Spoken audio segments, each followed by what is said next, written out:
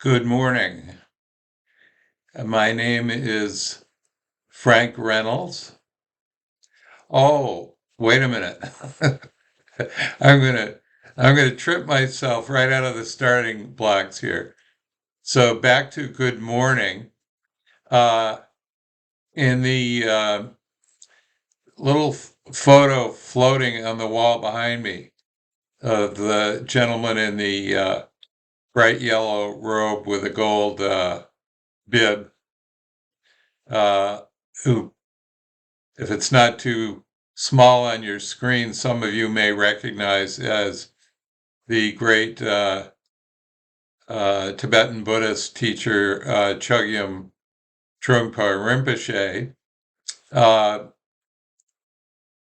Used to give talks, sometimes starting quite late in the evening, and always open, or at least often open, with "Good morning." And if you're familiar with the Shambhala teachings, particularly, uh, you realize that had to do with the Great Eastern Sun symbol, which he talked about a lot and presented a lot, verbally and visually, as a emblem of basic goodness. And the Great Eastern Sun is the mid-morning sun in a clear sky. So its idea is it's completely unobstructed. And it represents basic goodness, not just goody goodness, but the basic goodness of existence altogether, etc. And so the greeting good morning, regardless of the time of day in which the greeting was being issued, was an acknowledgement of that kind of basic goodness, awakened awareness, and celebrating that. Anyway, okay, so I never even got on the track and I'm already off the track, oh dear.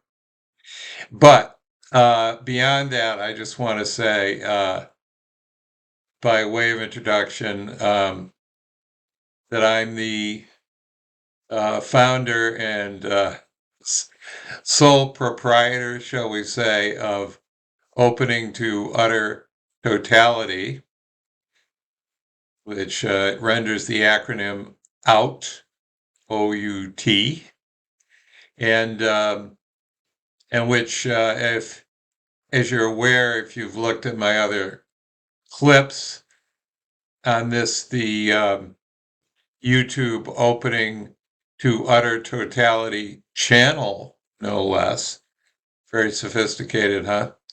The main reason for being of Opening to Utter Totality altogether is to develop, and support Zoom groups for the practice and study of a certain school of Tibetan Buddhism, which I've talked about before, and I'm not going to get into much at all in this particular video. But anyway, that's who you're hearing from here today. So there's no avoiding. I'm going to have to say a few things that I've said, at least in different ways, in other clips, because each of these clips is a standalone, and I can't assume that you've read the other chapters necessarily. So I want to say a few things for the benefit of people who may watch this video and only this one, which is that the term utter totality is shall we say, an alternate translation of the Tibetan Buddhist term Dzogchen, which in turn is a contraction of Zopa Chempo, and is usually translated great perfection. It's the best known English rendering of Dzogchen. In Sanskrit, it's Mahāti. So, Mahāti, Zopa Chempo, contracted to Dzogchen, great perfection, utter totality, and I could throw in awakened awareness, I suppose. Vajra heart essence. The terms, there's no end of terms. So I want to just keep it to it manageable, manageable gathering of terms. So anyway, so let's say great perfection.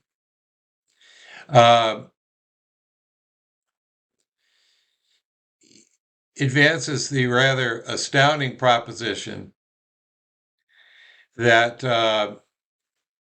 we are in the midst of great perfection.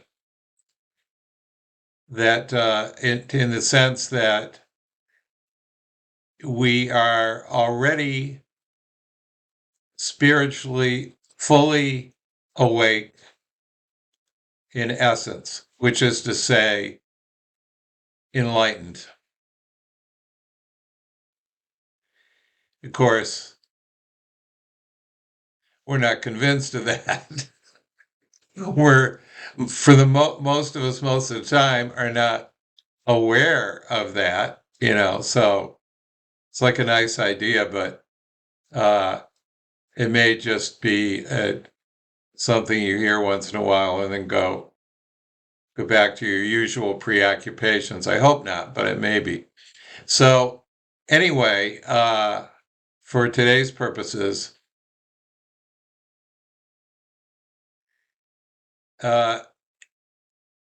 because great perfection, Dzogchen utter totality approach maintains that we don't have to change anything or create anything or develop anything or evolve anything to become enlightened, to experience ultimate reality, because we're already experiencing it. But we do have to do make some effort to become aware of that. Okay. So anyway, so one of the ramifications of this view is that therefore, because we're in the midst of great perfection, utter totality, we can use, as it were, I don't like the term, but I don't think there's probably one that will necessarily work that much better. So we can use or relate with everyday existence, our little everyday ordinary life, and the phenomenal world, things that are happening, whatever arises. We can relate with that as, shall we say, a manifestation, a radiation of the energy of a fully enlightened mind. And then, of course, the, sort of teachings, all kinds of teachings and practices are on as to just how to go about that. But I'm not gonna get into.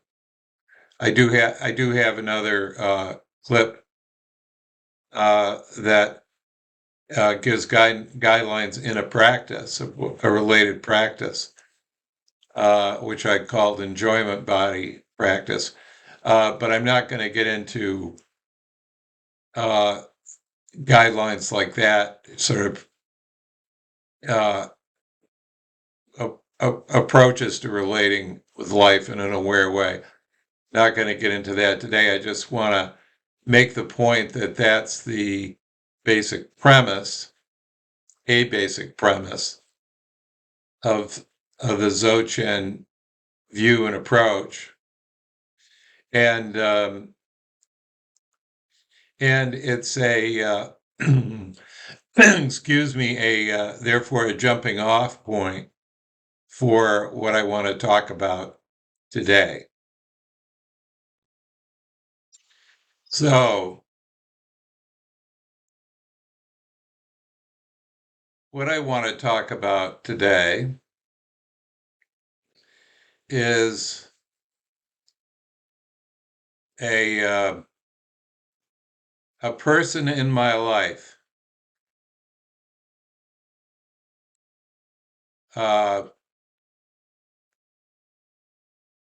who had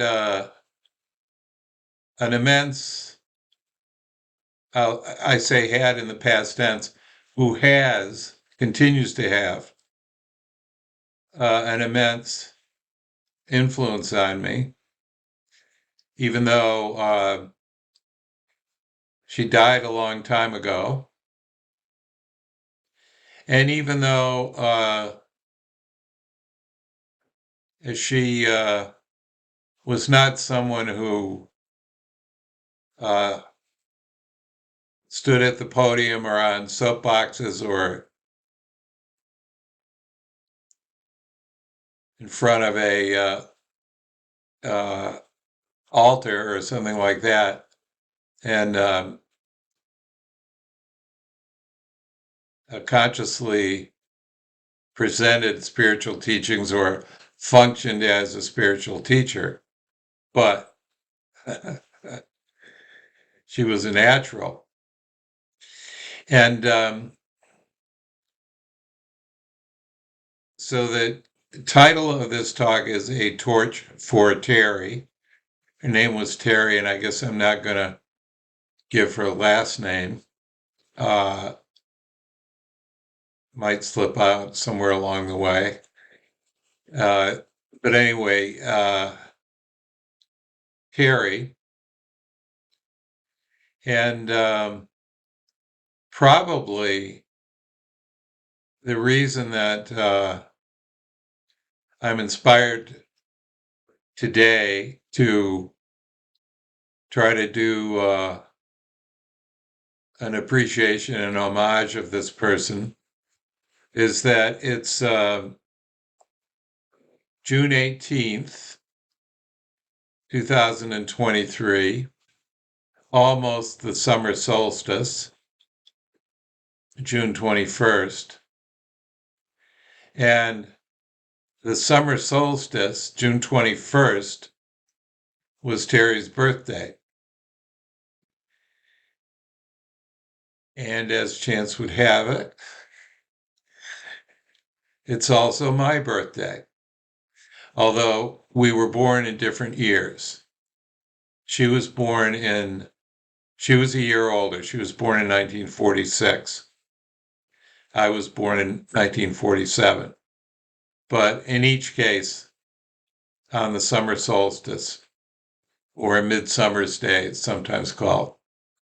So, in that sense, this is the right time of year or the calendar to do an homage to Terry. So here I go. So uh,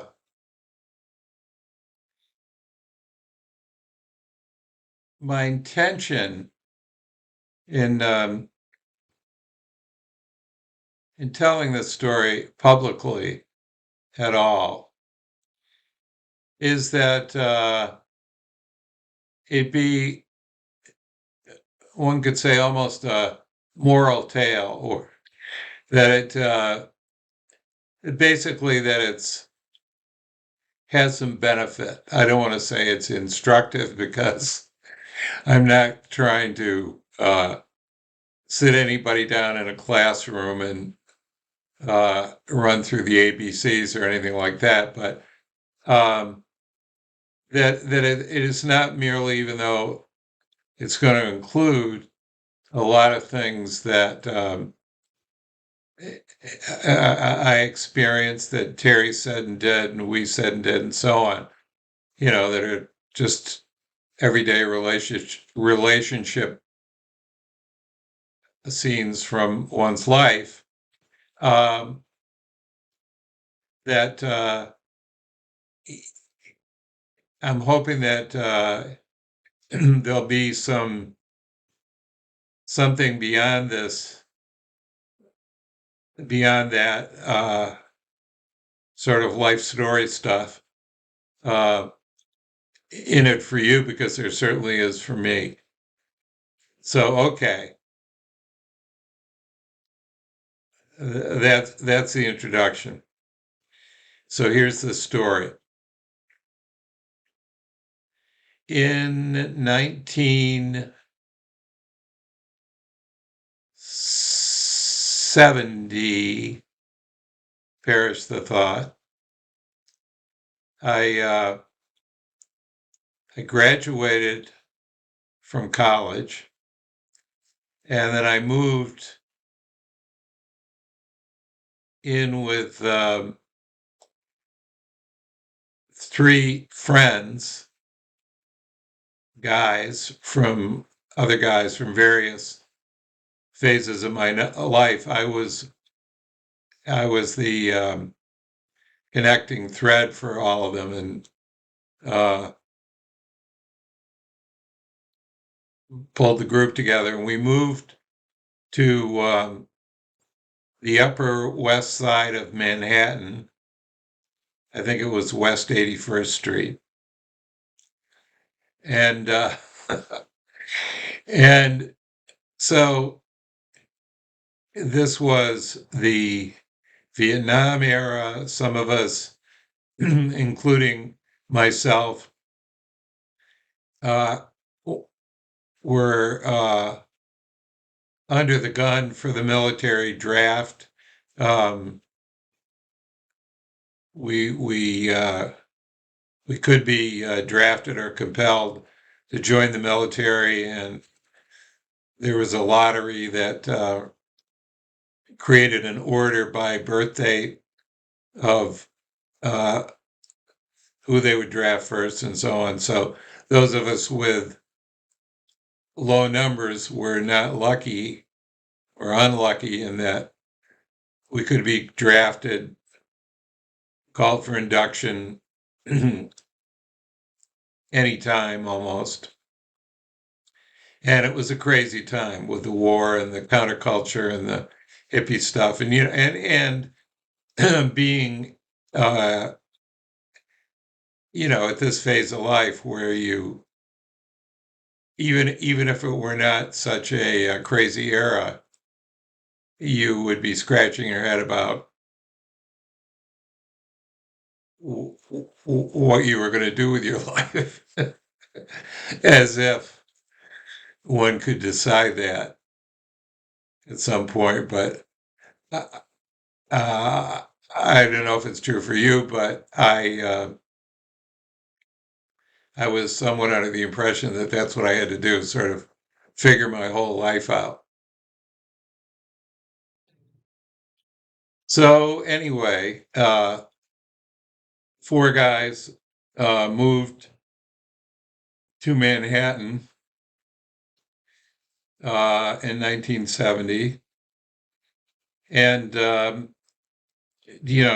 took, for the most part, we would grab whatever entry-level jobs we could find. We weren't particularly. One of us was career-oriented and worked on Wall Street. A guy that I'd grown up with, and he was sort of the adult in the group, and the rest of us drove cab or whatever. And then, but one of these roommates was a guy I'd gone to high school with named Jed. And Jed had gone to college at the University of North Carolina, UNC. And along with Jed moving to New York, his longtime college girlfriend, Julia, also moved and rented an apartment a few blocks south of our apartment. So they were on, I think, West 76th Street, Julia, and as you might have guessed, her roommate, Terry, lived down there. So there was this group of us, and we, we hung out together a lot, as people that age do, who aren't paired off and married and aren't quite, or only in the half catastrophe, not the full catastrophe phase of life. So we bopped around as a group. Sometimes one or two of us would pair off, whatever. Very early on, I found Terry very captivating. And I certainly knew I was attracted to her. I wasn't completely confident that she didn't still have old college boyfriend stashed in North Carolina. She would go back. Her family lived down there too, near the UNC campus, and so she would go back and forth from time to time for family visits. So I didn't really know her well enough for a while to know what was up on that front as to whether she was available. She wasn't dating anyone in New York. She had kind of a grown-up job too with a pharmaceutical company in New York. She had that kind of training and degree from college. Anyway, didn't quite know her status. And then, even though I was attracted and not in a relationship myself either, I held off trying to even see if there was romantic interest or possibility there. And another reason I held off is that one of my other roommates, who I had gone, to college with, was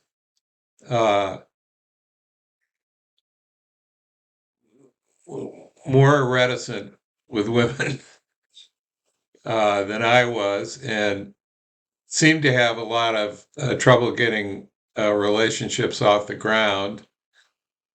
And and I thought perhaps he might be interested in Terry, and I kind of wanted to give him uh, first bite at the apple, as it were. Uh, anyway, but so there's this whole sort of mix of reasons why, for quite a while, several months, I can't remember exact time frame, but uh, Terry and I just hung out as friends, usually within a group, but sometimes the two of us would go and do these things. And then sometimes she would go with someone else from the group or with her roommate, Julia, whatever. They would do things, so we pair off in different permutations and combinations. So anyway, this was, uh, I'm not really good with dates, but I believe, yeah, it still would have been in 1970. Yeah. Uh, so we had started out in Manhattan in the winter, and lo and behold, spring came along, and as harsh as New York City could be in winter, it was pretty gorgeous in spring when things started blossoming. And Terry had a married brother living in Carolina who had, who with his wife had been trying to have a child, and I guess she had maybe at least two miscarriages. So it was a rough start to their uh, family creation. But she finally had uh, carried a baby to term and had delivered her first child. And so this was like in May. And Terry said, hey, we've talked about going to the cloisters in Fort Tryon Park in New York for a picnic sometime anyway. Why don't we do that tomorrow or whatever, and in celebration of the birth of the baby? And I said, well, okay, great. So we packed a picnic. We went up there and got a beautiful May day to have, as the French say, déjeuner sur l'herbe, which is uh, brunch or lunch on the grass. Spread a tablecloth out, a blanket out, or whatever. And and I thought, I I bought a cheap little bag of balloons. I thought, oh, can you know I didn't have any streamers or anything to decorate the park with, but I thought, oh, we'll blow these balloons up to celebrate. So that's what we did. Went up there, and it was it had been very nice weather, but uh, dry. Uh, so there had been a lack of rain, and so the things were growing. They weren't like parched and brown or anything, but the grass was dry in the park, and consequently, when I would blow up a balloon, and I did several of them before I gave up on it, and I would sort of toss them up in the air, and they would then just settle onto the grass. The grass was so dry and the blades were so sharp that they would pop the balloons each time when it hit the grass. So we didn't think anything of that. It was just laughed and put the balloons away. And then we went back to our respective lives and patterns. And the next day, I got a call from Terry, which calls, remember the time frame. We just had landlines then. There were no cell phones. There was no email. So as I get further into this story, you'll see that our correspondence, once we were living in separate places, had to be by landline phone call very occasionally, and snail mail hard copy letters when we got around to writing those, because no text, no emails, etc. So Terry calls me on our phone in the apartment, and she said, you remember the balloons from yesterday? What happened with them? And I said, oh, yeah. They kept popping. She said, yes. Well, she said, the baby died this morning. And I felt like I had been pole axed, like, just speechless.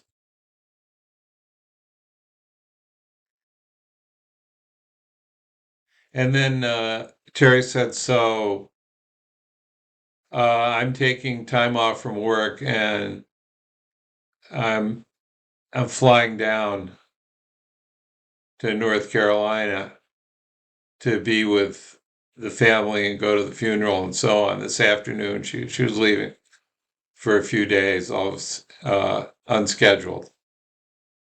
So that happened. She left. Well, after that played out, and when she returned, no, I'll add this in too. This a friend of mine that I was concerned and wanted to give the first opportunity to get into a relationship with Terry, although he never moved in that direction. He was in the apartment when I got the call, and so of course I told him he knew Terry well, and he was friends with her too, and so I told him what happened, and uh, he was upset about that. But then he also observed. He said, "I've never seen you so stirred up, so churned up as you were." And what the churning had to do with, of course, there was kind of instant pain and grief over what had happened with this.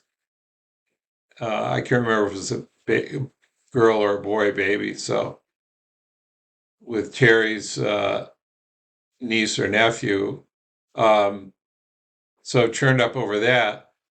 But the it was a wake up in terms of, hey, life is short. You really like this woman. What are you waiting for? And that's what happened. It just put me in motion, and positioned me, I guess you would say, to declare myself soon and find out whether there was any mutuality, emotionally, romantically, with Terry. So in a few days, Terry returned, and she came over to my apartment. Nobody else was there, just the two of us. There was this was a ground floor Upper West Side apartment that had a little garden area out back through a sliding door, so a prime target for break-ins, of course.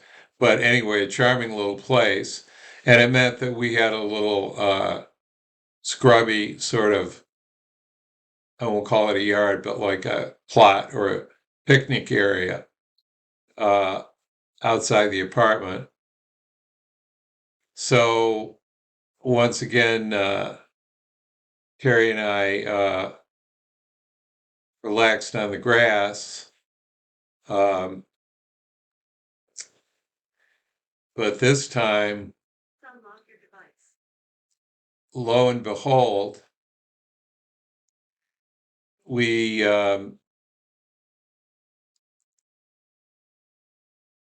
started touching and kissing.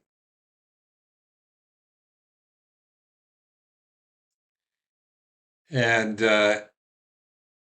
afterward, Terry said, that was as nice as I thought it would be. So, phase 2 of our relationship was underway. So,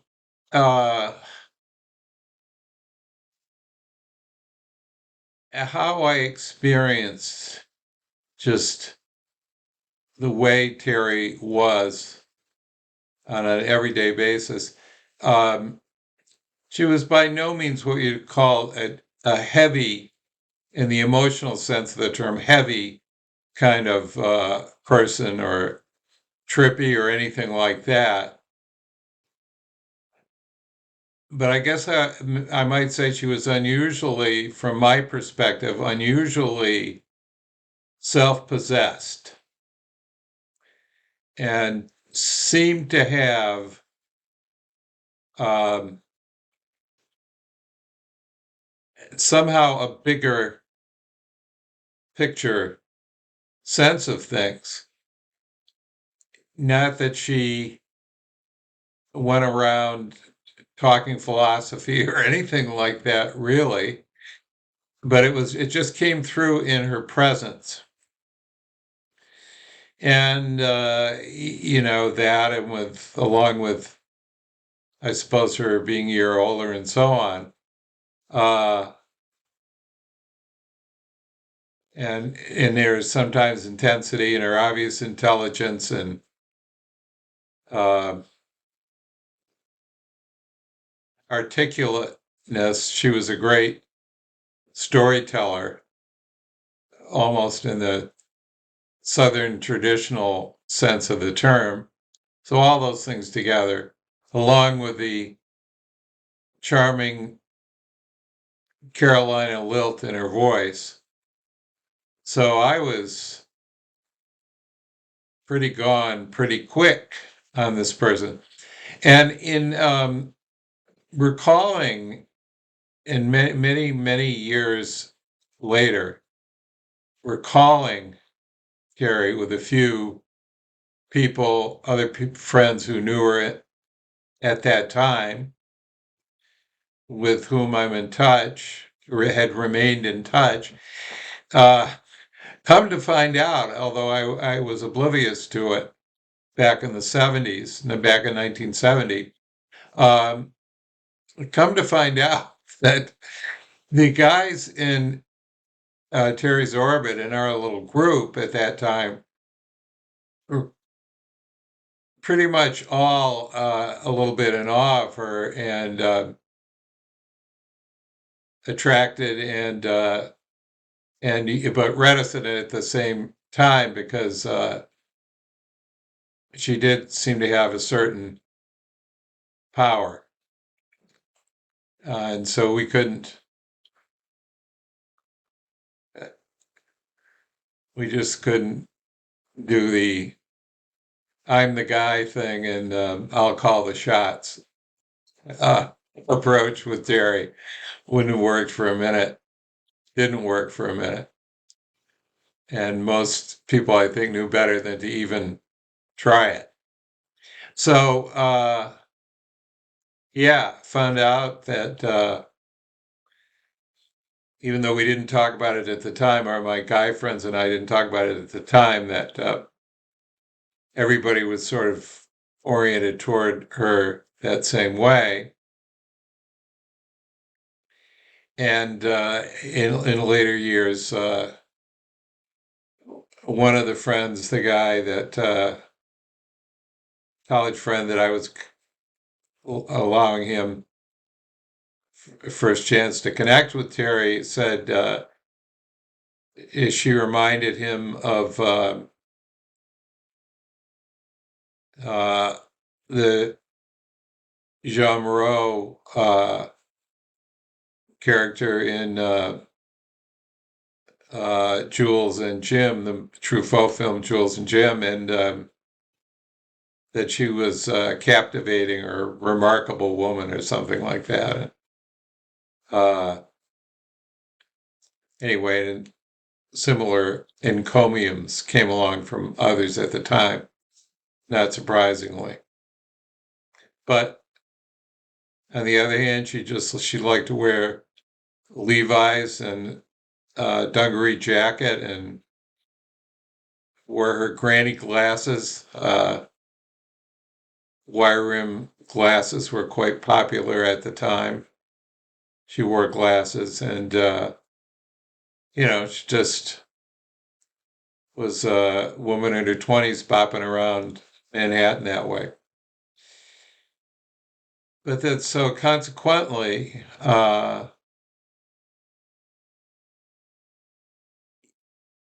I very soon into our emotional relationship, I realized not only that I was really in love with Terry, but that I was in love with her in a way and to an extent that I had never loved anyone before. So it was new territory. And what I mean by that is that by comparison, I realized that uh, although I'd had several relationships through high school and college, that I had been extremely immature in these relationships. I had been able to pretty much do what I wanted and assumed that, I was running the relationship and, it really pretty arrogant and I suppose narcissistic orientation and personal gratification orientation and so on, and non-committal in the sense that, well, I could take or leave this relationship because if I wreck this one, I can start another one a week later or whatever. So anyway, pretty immature. And to be honest, in those relationships, the most important person to me in the relationship was me. Well, immediately with Terry, and not through any kind of decision or anything, just the way that my heart opened to her, uh, I realized she was the first person I had loved in the sense of that she was more important to me than me. I was more concerned about her well-being than my own. And furthermore, I wasn't in the least in control. So I was in this space of kind of just, you might say, hanging in space. You could say free fall, floating, whatever, blah, blah, blah. But, fortunately, Terry was not someone who was manipulative or who was on her own side getting off on being controlling and making her boyfriend jump through hoops and stuff like that. She was a very respectful lover in the way that she related with me. But it's like it was new territory. Very, very open space. I couldn't tell myself I knew this would happen or that would happen or, I had this locked up or anything like that. It was very open and indeterminate and wonderful, actually, but scary. All of that together.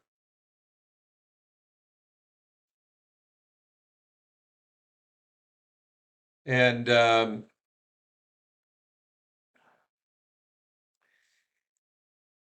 then Terry would also just have sometimes these off the cuff observations about whatever might be going on in the scene we were in at the time that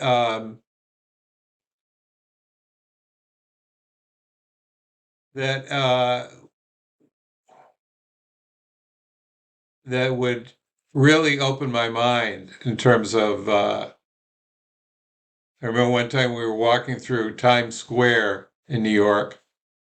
This is the old seedy Times Square before it was all like Disneyfied later on. So it was a creep show, but fascinating.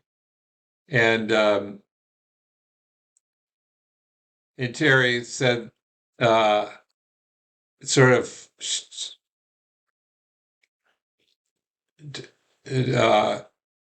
took a hold of me or took a hold of my mind and said,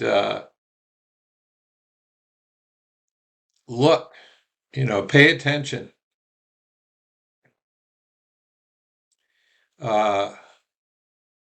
Just look. Everything is here for you to see.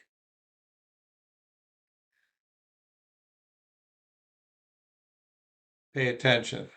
And it was like, that was sort of like a gong, like it would resonate with me.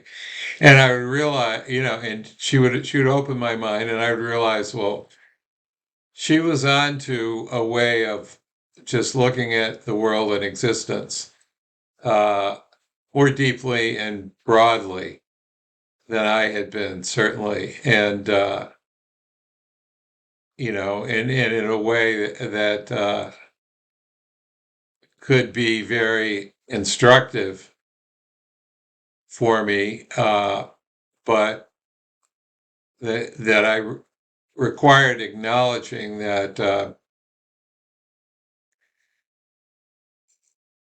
I was not as advanced, and I had to put myself in a rather deferential subordinate position to be able to understand her, but that the fundamental thing of it was that she was, I was convinced that she was someone that I could learn a whole lot from. And of course, it only made me love her more and appreciate her more and so on. So that's sort of Terry in a nutshell, early on, and the the early phase of our relationship, with the theme in terms of uh, spiritual understanding purposes being that experientially being with her opened my mind and heart experientially uh, to to simply a broader, fuller experience of life. And at a time when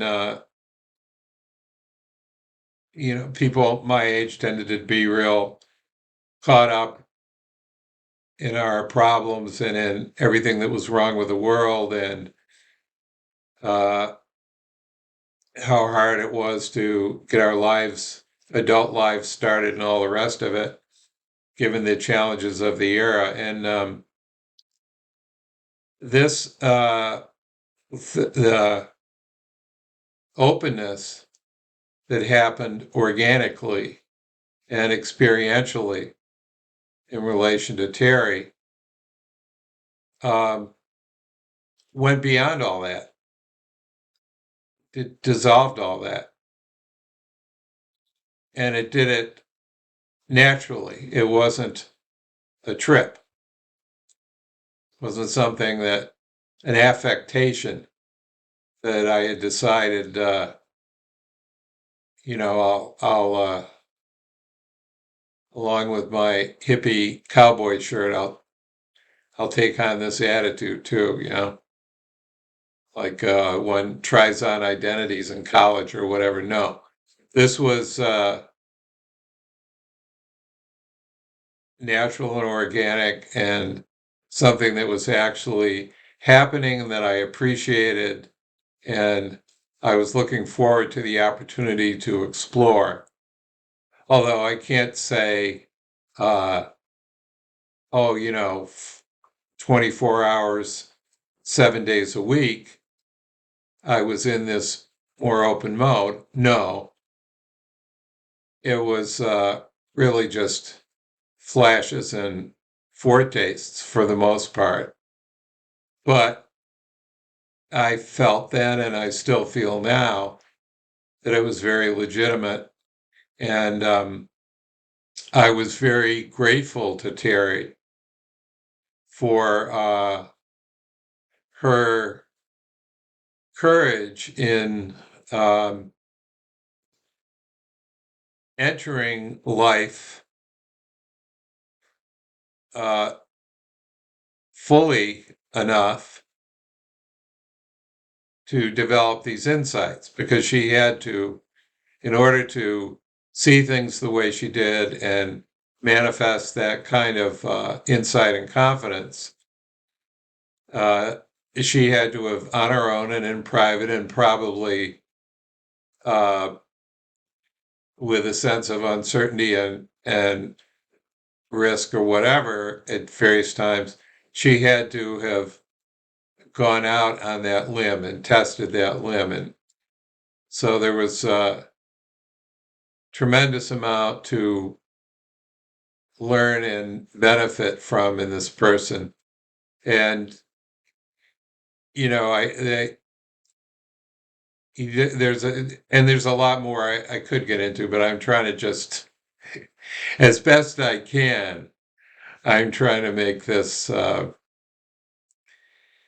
I'm trying to make this concise, believe it or not. Okay, so that's that aspect. So, as you will hear, in a little more detail, the the shape of Terry's and my relationship, in terms of just in terms of involvement and level of contact,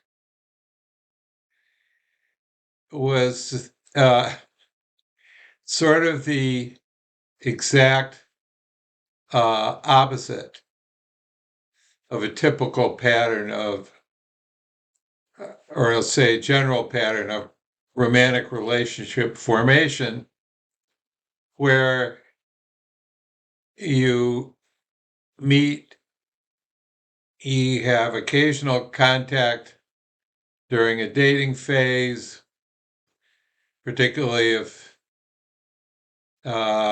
you don't happen to live right next door to one another, whatever. And then, you get closer and closer and spend more and more time together. And maybe eventually you move in, get married, have kids, live 50 years together, whatever. So that's the usual pattern, is from occasional contact to much more saturated contact. With Terry and I, it worked out to be the reverse of that. We were around each other the most at the very beginning of our relationship. In fact, before we were actually involved, because not long after we got involved, I didn't even mention this, I don't think, before, but I was already tracking. I think probably even at the point of that the May picnic at the cloisters in Fort Tryon Park with the balloons and everything. Um, I was already tracking to uh, leaving the city and going upstate for the summer to the central part of New York State, where both my parents lived, but lived separately because they had recently divorced. And, I thought maybe I could keep my dad company for the summer and also give myself a break from the city. So I was already tracking toward that. And then the relationship with Terry happened. And so a lot of our relationship was was long distance, short visits. She would come upstate for a weekend because I had quit my job in New York, but in order to move upstate and hang out for the summer, uh, she was still working full time for a pharmaceutical company in New York, in Manhattan. So she could come up on the weekends, and then I could go down and visit her during the week or whatever. And that's how our relationship was over that summer. And then, so the question arose at the end of the summer, now what? Do I move back to Manhattan, stay in upstate New York longer at my dad's place? He had the space and he was happy to have me there. He wasn't in a relationship or anything at the time, so even though he and I kind of tended to butt heads the way fathers and sons do. Uh, it wasn't it wasn't too terrible. We got along pretty well most of the time. So um, I could have stayed on there. No, I wasn't too tempted to do that longer term. But I could have for a while I was figuring my life out, or my life was sorting itself out, or go somewhere else. And because, as I mentioned, hanging over my head was this sort of Damocles of the possibility of getting called for induction. I was uh, very anti-war, anti-Vietnam War. I had filed for a conscientious objector status. And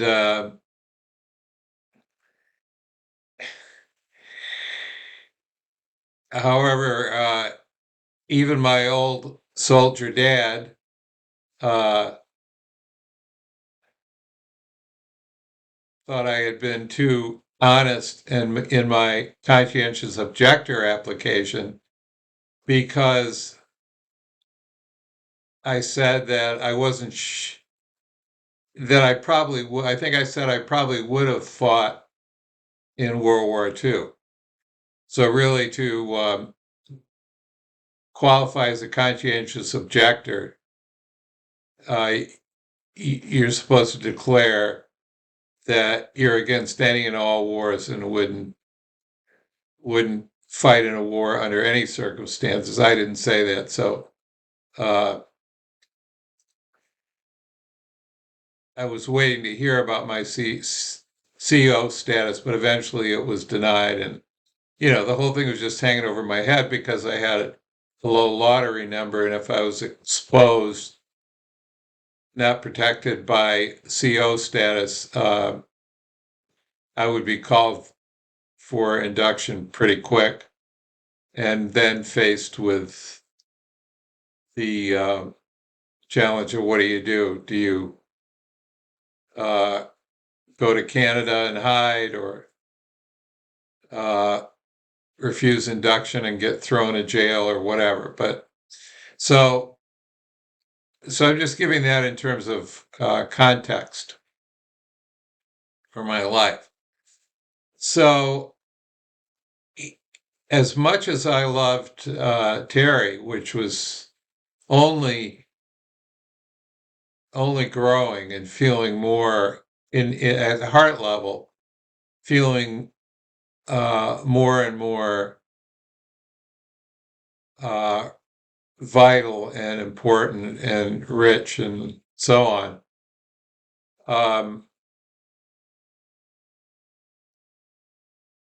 But our circumstances were not accommodating relationship formation, and I wasn't, other than Terry being there and friends being there, uh, I didn't. I was a country boy, and I didn't like.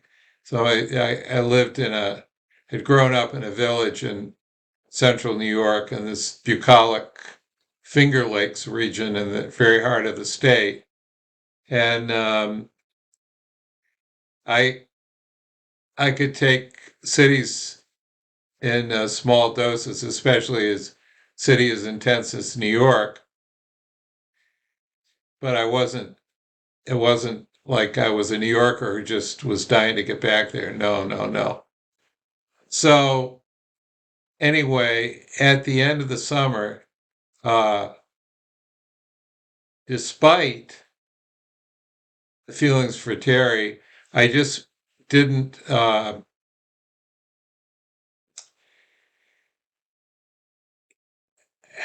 I just uh, wasn't ready to move back to New York in order to be with her. So instead, I packed uh, everything into a canvas rucksack. And at the end of the summer, I got on the highway. I had a car, but I left it at my father's house. And I hitchhiked to Colorado with the notion that I had learned welding at the end of my time at college to do artwork, and had a notion that maybe I could get a welding job out there. Or, it was all very kind of hit or miss. But anyway, that's what happened. So now Terry and I are even further apart geographically. She said she felt like I was making the trip for her, and so somewhat, she said, and I think I was to some degree. I think I was in a sort of a romantic, you know, courtly love, hero's quest, or whatever. But anyway, uh, so I moved further apart, and keep in mind, you couldn't. There was no real virtual contact opportunities. There was no internet, certainly no video calling possibility, obviously, no email even. So being apart geographically then meant that contact was limited to an occasional landline phone call. I think maybe every 6 weeks or something like that, Terry and I would talk, letters, and I was more of a letter writer than she was, so didn't get many letters back and forth. So there was this contrast of this immense feeling that I had for this woman, including a sort of feeling of destiny that just we belonged together. And this was all like at heart level, like uh, this is the strongest I'm ever going to feel for anyone. This is the most interested I've ever been in a woman as a human being. This seems to have more potential richness, this relationship, because I felt like she was someone I could continually learn from. She would continually evolve and probably help me to evolve and to maybe stay on track more, because I tended to, as my dad said at the time, I was kind of going from pillar to post, uh, pretty churned up and confused most of the time. And so it had this sense of, somehow we're going to get together. And so that's why I have titled this talk Torch for Terry, because in the sense of you carry romantically a torch for someone if,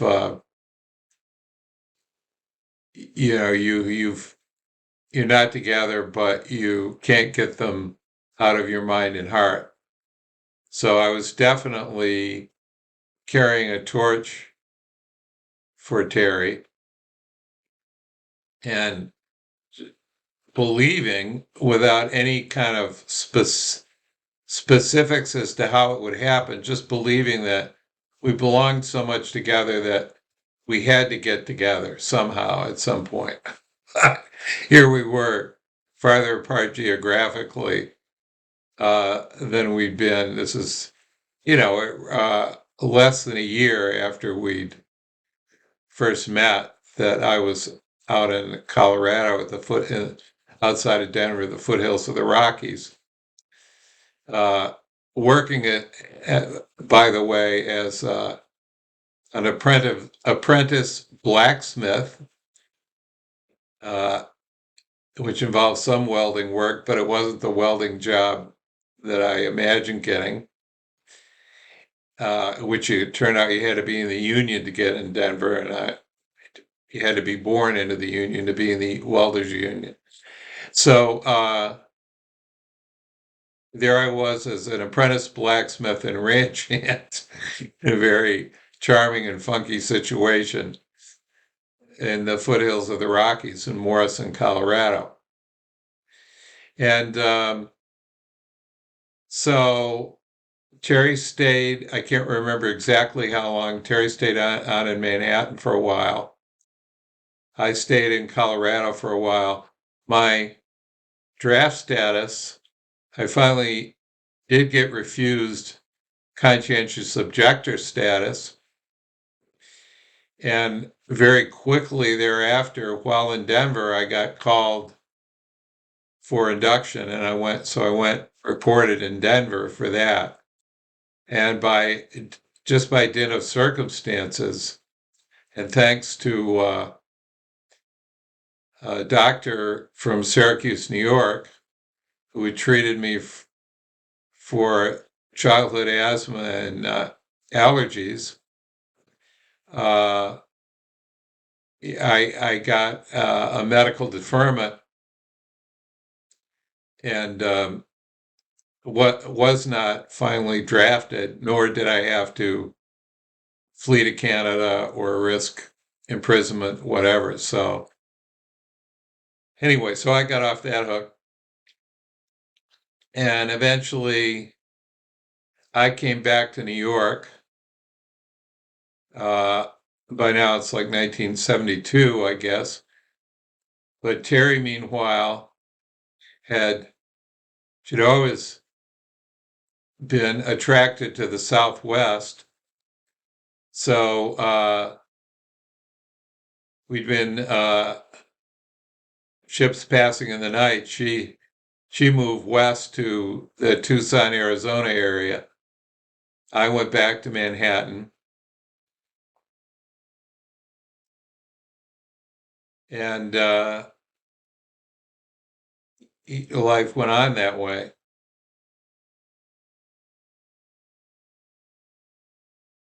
So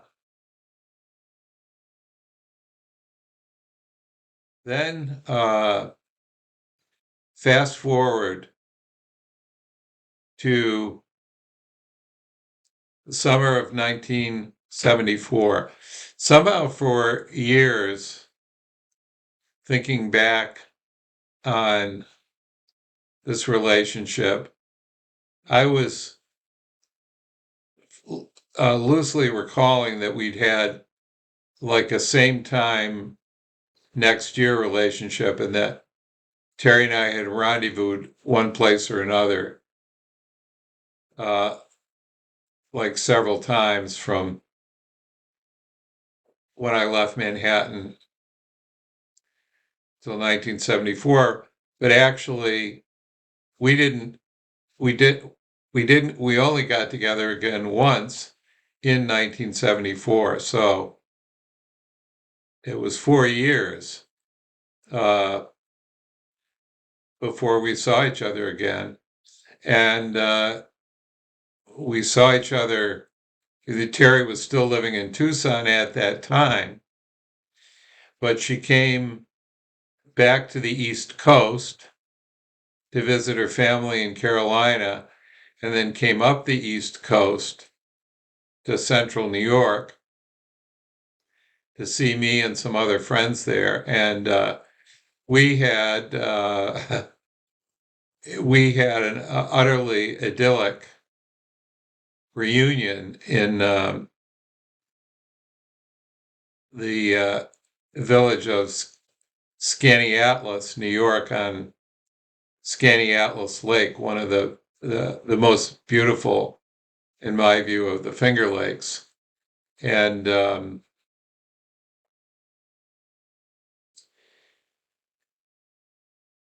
we just had an incredible time. I remember Terry one time after we made love saying, "It's wonderful with you." And I replied, "Full of wonder." Wonderful. So that only uh, turned the flame on the torch higher. And yet, by then I had moved to Boston. Terry was still in Tucson. Uh, I believe she had a boyfriend in Tucson. In fact, I think she was actually living with somebody, and therefore cheating on him with me, I guess. Who is this 70s? So, it was, it was that kind of era, uh, Woodstock and everything. So, so I went back to Boston. So now this is probably August of 74. We had this rendezvous. And I got a couple of really beautiful letters from Terry after that. I remember one of the things she said was that she loved me and that the letters or the lack of them had never been a measure of that. Uh, and and I saved all her letters, fortunately, which surprises me because I generally wasn't that well organized in my life. And plus, I was, like my dad said, going from pillar to post. So, but somehow, all of Terry's letters made it through and are still in my possession. And every once in a while, I'll pull one out and reread it. I haven't done that in a while. So then I think pretty quickly after I got back to Boston, I got in a relationship myself, uh, moved in with my Cambridge, Massachusetts girlfriend. People tended to move in pretty quickly after getting involved in those days. Living together was becoming the thing, unmarried, of course. So living with a girlfriend uh, I moved into her Central Square apartment in Cambridge. And I think I was getting ready to go back to college and get a master's degree. And anyway, I ended up doing that, I guess, the following year, starting 1975. So in that winter, after this wonderful rendezvous with Terry, and after getting her letters and everything, and continuing to carry that torch for her, even in another relationship, uh, just because I didn't see a path for us to getting together. Our lives clearly didn't line up. We weren't um, available to consider uh, intensifying our commitment by any means at that point. So something would have to change before we would even be in proximity to possibly form this relationship that I carried a torch for.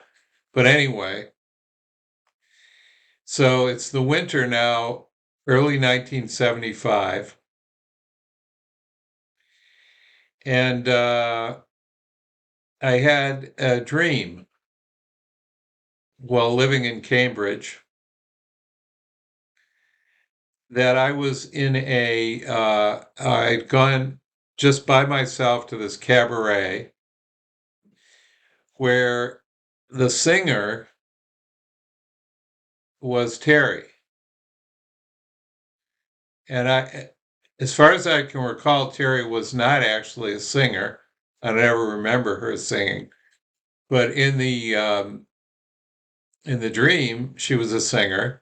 I sat at this little round table in this cabaret, very close to the stage or the microphone or wherever she sang from. And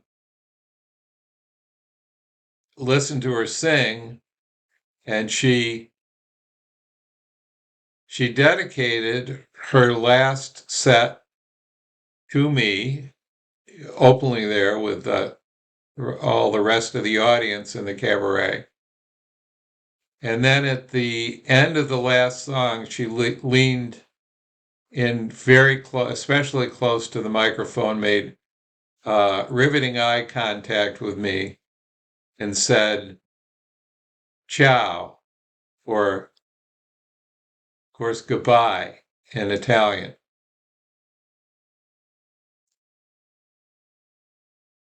And so it was quite a vivid dream, and I woke up with a clear memory of it and nice thoughts of Terry. I hadn't thought about her in a while, so it was nice to have her come back to mind that way. And the very next night, the phone rang with a call for me in my girlfriend's Cambridge apartment. And it was my friend and former New York roommate, Jed, who had introduced me to Terry, because as you recall, he'd gone to University of North Carolina, as Terry had, and as Jed's girlfriend Julia had, who had moved to Manhattan with Terry as her roommate. And so it was Jed on the phone for me. And now that the very fact that I think Jed May was living in Maryland or someplace like that at the time, and we weren't in close touch by any means. So immediately, it was suspicious that Jed would be calling me. There was no particular reason he would, and we hadn't been in the habit of staying in touch or keeping up. So immediately, I think I sort of was wary, and I tightened up, and with good reason, because Jed said right away. He said, he said I won't. He said I'm going to be direct or whatever. I won't mince words, and because I'm calling with some very bad news, which is that last night, this was the night that I'd had the cabaret dream of Terry. That night, Terry had been riding on the back of a motorcycle. She, I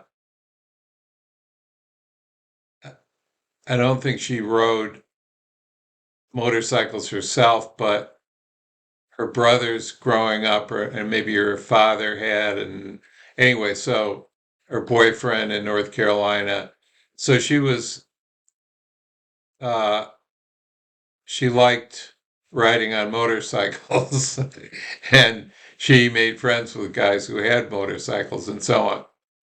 So riding on the back of a motorcycle outside Tucson, the motorcycle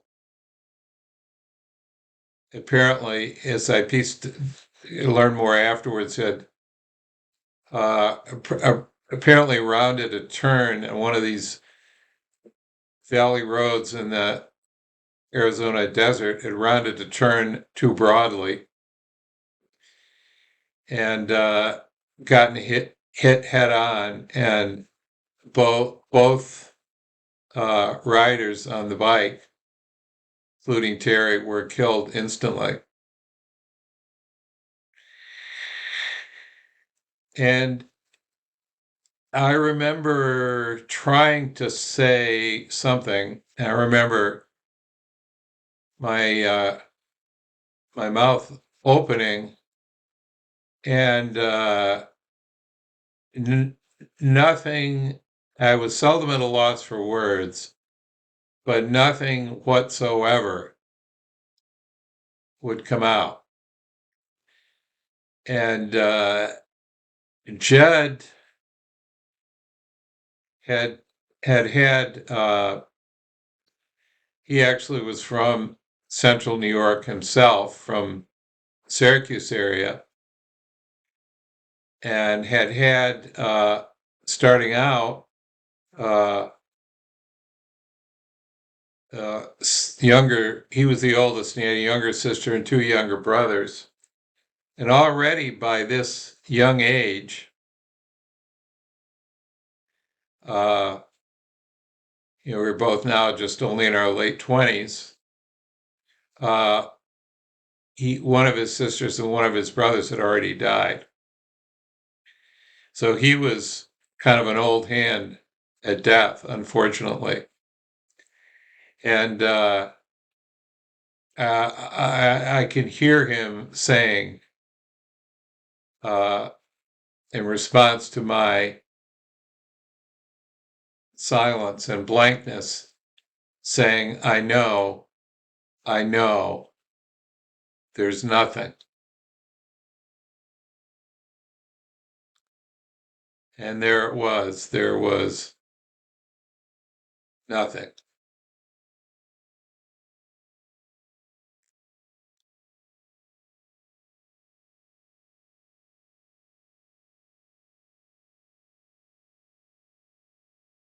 The other, I'm going to actually step back. This is out of sequence because the experience was chronologically earlier than this.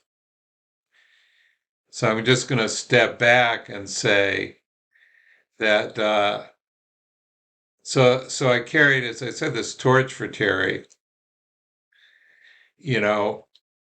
and for a long time I really just was sort of like an isometric exercise. I was wanting in the worst way for us to be able to be together, but having nothing whatsoever that I could do to make that happen. But so I was, just struggling over it because everybody's supposed to be tracking toward happily ever after relationships, and then something happened where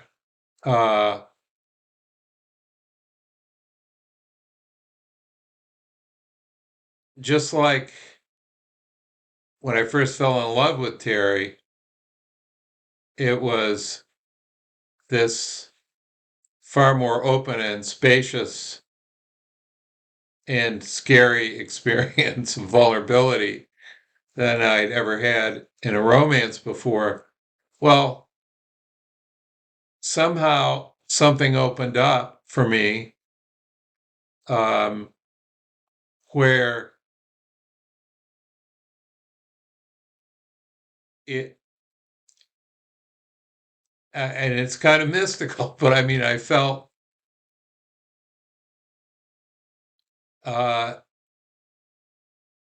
connected even in the space and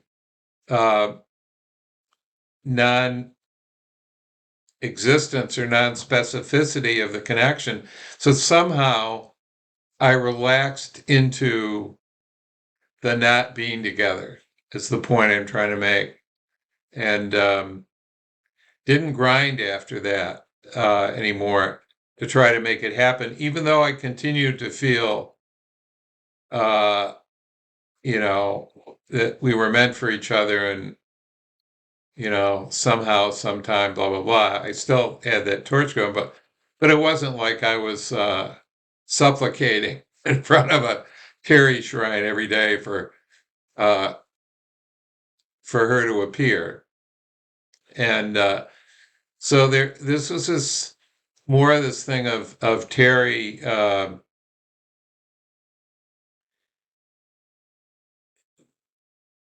introducing me through experience in chemistry rather than anything she intentionally did, but the Terry connection introducing me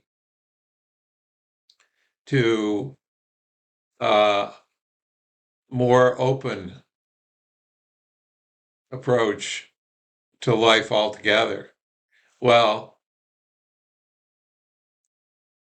then talk about spacious and open. Then she dies at suddenly at 28 years old underneath the turquoise Arizona sky.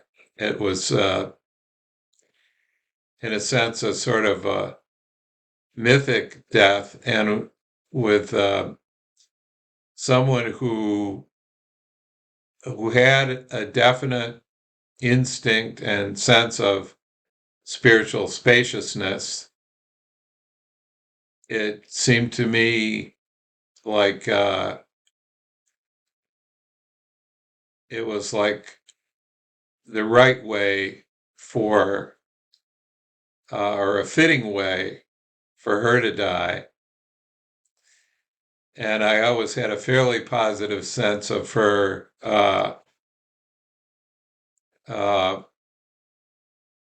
becoming realized in that moment spiritually, and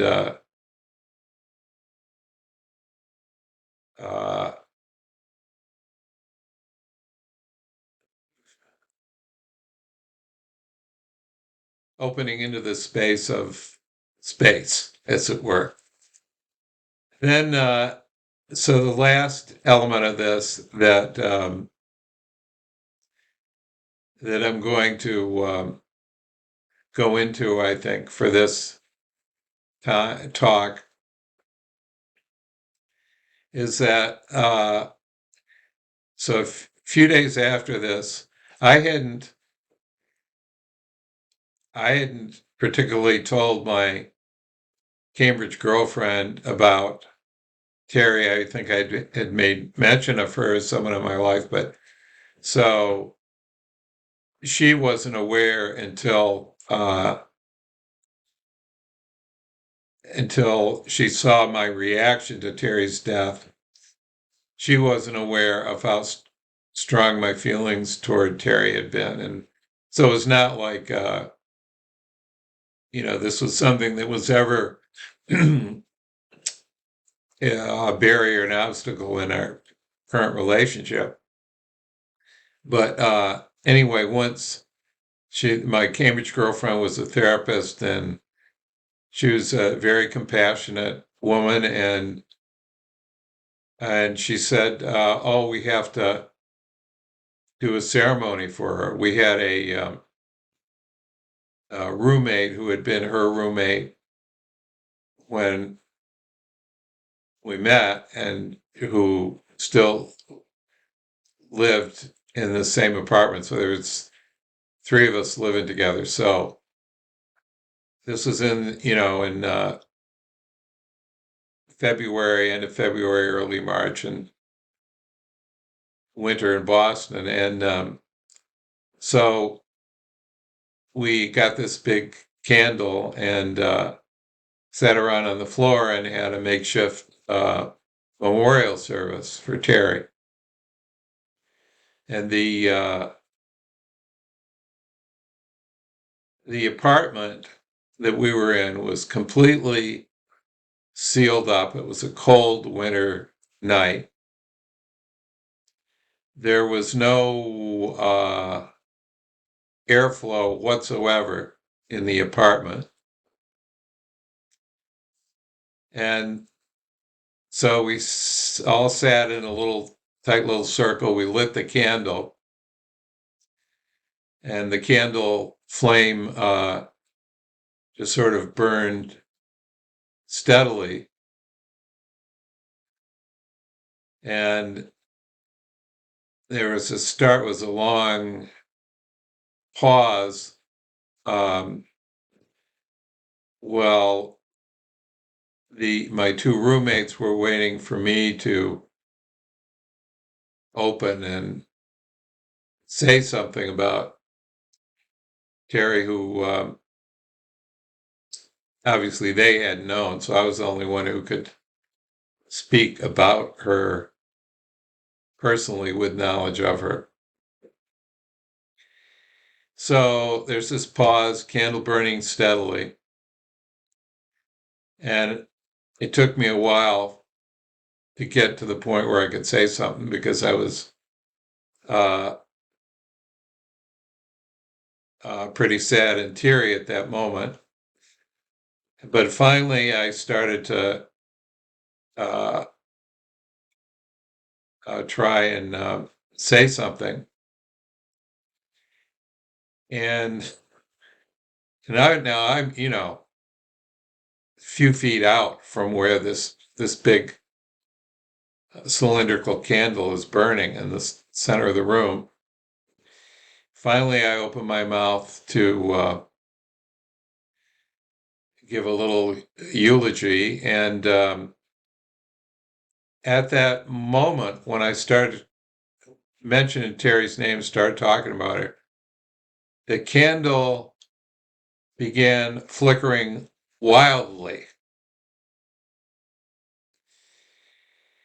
And I remember all three of us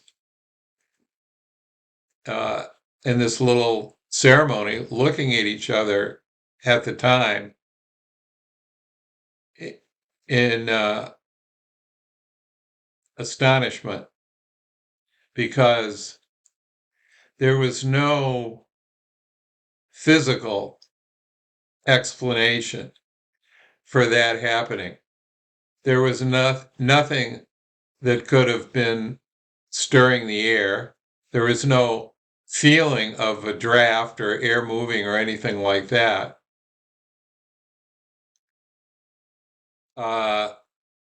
So it was kind of like they're here moment in whatever, I think it was Close Encounters, that movie or whatever. But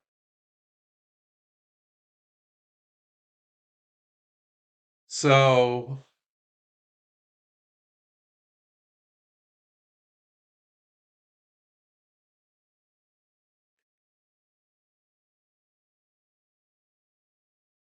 this ties into utter totality, great perfection, Dzogchen, meditation, spiritual practice, in the sense of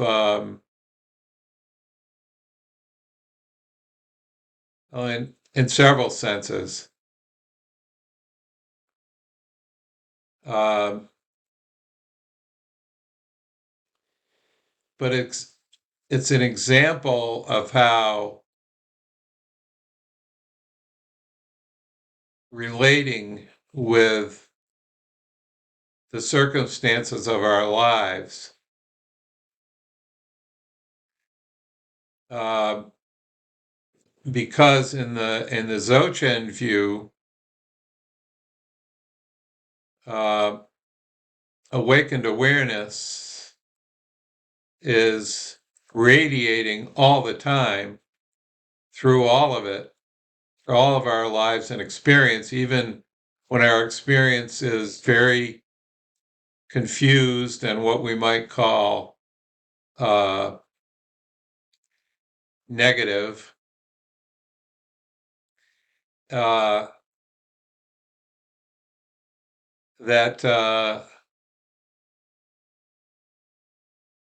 through this confusion, awakened awareness, at least at certain moments, it's always radiating, but at certain moments we glimpse it, feel it, and experience it. And therefore start to naturally become more awake and aware ourselves, particularly if we're engaged in some kind of practice and study and contemplation that makes us more available to such experience. Because to just bring it completely full circle, that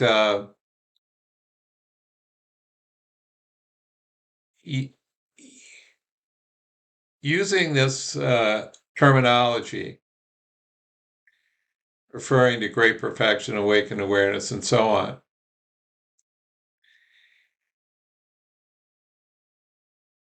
these it's what we have to do to orient toward spiritual development. We have to talk about it, but anything we say is just going to be a label. It's not going to be the experience itself. It's not going to even remotely adequately describe the experience itself. Nor is there anything we can do that will produce the experience directly. Like, if I lift weights, I'll get firmer muscles or stronger muscles or whatever, like developmentally. Okay. Progressively, I can condition myself that way. But we can't call up or condition awakened awareness that way, even though we're sitting on it all the time. So we are operating out of, say, let's call it our consciousness, which includes our intellect and emotions and our knowledge and sense impressions from sights and sounds and smells and tastes and touches and so on. So we have our consciousness going on. And that can be a bridge to our awakened awareness. But our awakened awareness is in a different sphere or range of experience than this consciousness. So we have to be careful to realize that the word is not the thing. There is no thing, because in the conventional sense, awakened awareness does not exist because it doesn't have characteristics. It doesn't have a shape, doesn't have a color, doesn't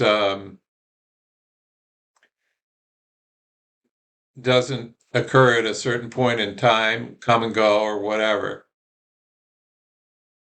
So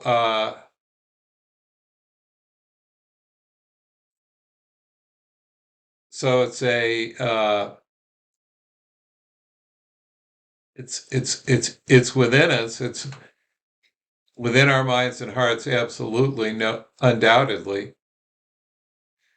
But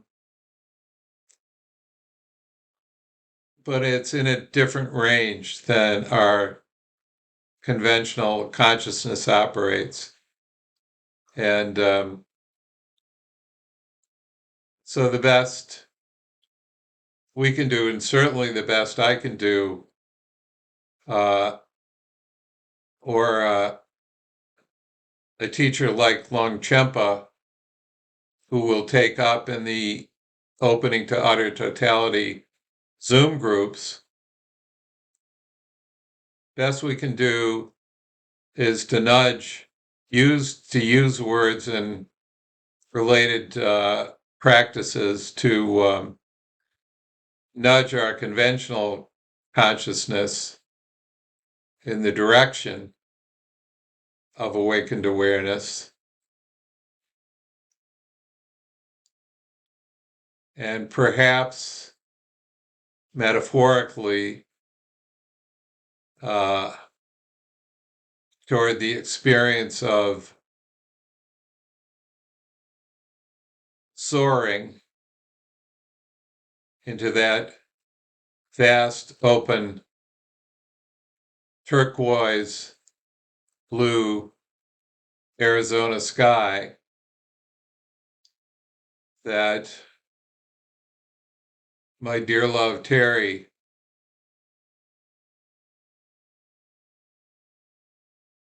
vaulted into almost 50 years ago.